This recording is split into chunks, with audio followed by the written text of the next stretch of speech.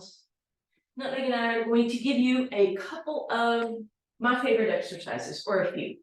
So toe touch, I already sent you the video that talks about keeping that spine in neutral, but if you are having low back issues, then you want to do it in a pelvic tilt. Please don't stick your hands underneath your hips to create that pelvic tilt, because that inwardly rotates your shoulders, not a very good position for them. All right, so toe touch, your legs are stacked in tabletop, knees directly above your hips, shins parallel. Again, if your back is bothering you, can be in a little bit of a tuck or a pelvic tilt, and that'll bring your knees in a little bit, but we're trying to avoid this. All right, so ribs stay flat, back of the neck stays long, your head, neck, and shoulders are down, so maybe palms open. It's the thigh that's moving away from the body. We keep it at that right angle. You may or may not touch the ground with your toes. You take it nice and slowly, maybe taking 2 counts as the leg moves away and 4 counts as it comes up. It's an inhale as you move away. It's an exhale as you lift up. You can make it a heel flex with a heel tap to make it a little more challenging. Or if you're feeling up to it, both knees can lower, and this puts more strain on the back. So if you find this happening where you pop up, your belly pops up and your low back lifts, you don't want to go that far. So toe touch. Again, if your heels were flexed, it would make it a little harder. You could create even more resistance by opening your knees, heels together.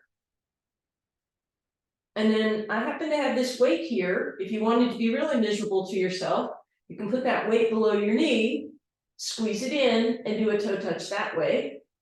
But that will, again, really create a more intensity on your low back. So toe touch, you probably want to do 10 of those. Again, the breathing is inhale as the legs move away, exhale to bring them back up, all done nice and slowly with control.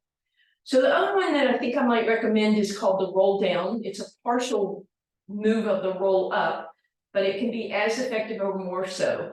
So you want to sit up on your sit bones, legs in parallel. You can have your legs zipped up as if you have one leg or not, shoulders back and down.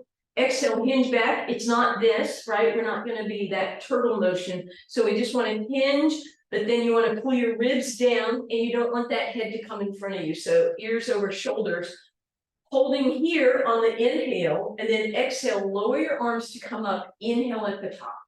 Exhale to hinge back, inhale to hold, and exhale, come up. Couple options. Hinge back, open your arms to create more resistance. So we create levers that move away from the body. That creates extra resistance. Inhale at the top. Exhale to hinge back. Inhale to open those arms. Exhale back up. A little more challenge, hinge back, arms go up in a V. And again, you don't want anything bad like that to happen in your body, right? Lower the hands before you try to move. Exhale up. You inhale at the top. You exhale as you move, just as that's true in a lot of exercises. Inhale at the back with the arms. You exhale, make sure they come low before you try to come back up. Inhale at the top. Third option, arms go up over your head, but again, it's not like that little kid diving in the pool. It's right over by your ears, head in line. Lower them before you try to move. Exhale up. Inhale top. Exhale back. Arms reach. It might be here. It might be here. It might be, forget that, I'm going here. Couple of other options. If that's too much for your low back, take a ball. You can do this with a pillow. Hinge it, or excuse me, squeeze it so that you're leaning against it with your tailbone, your sacrum, not your low back, not way up here. So now I'm in this fairly comfortable position, right? Hinged back. And I'm just going to press back into the ball, hold at that back area, inhaling. Exhale, don't come all the way up because you'll lose the ball. Exhale, up, inhale at the top, exhale back. Again, you could add something with your arms if you want. Exhale movement, inhale at the top. Exhale movement, inhale at the back. You could, of course, add weights with that, right? You could go back, you could lift a weight, extra effort, and that's your roll down. And then the last thing, we'll just take a moment and talk about a forward plank. And I'm going to show you a pre-plank, and then a modified plank, and then the regular plank. First thing is you want your hands in parallel, not together in a tripod for more challenge, right? So hands apart.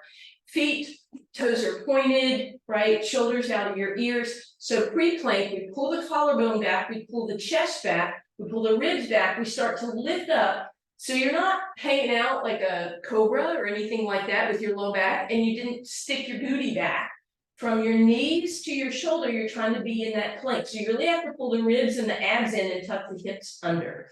Option 2, roll onto the fronts of your thighs by pressing all 10 toes up in the air. And again, you don't want to sag and you don't want to do booty back, right? So now from your knees to your shoulder, you want to be in that plank. And then of course your final option, tuck your toes, press through your heels, knees are lifted, thighs are engaged, chest is open, shoulders are open, head's in line with your spine. A lot of people do it with their head down.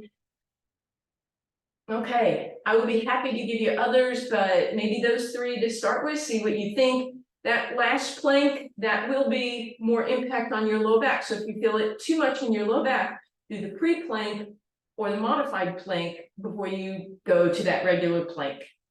Eventually holding 30 seconds, 45, up to a minute. You don't really need to do more than that.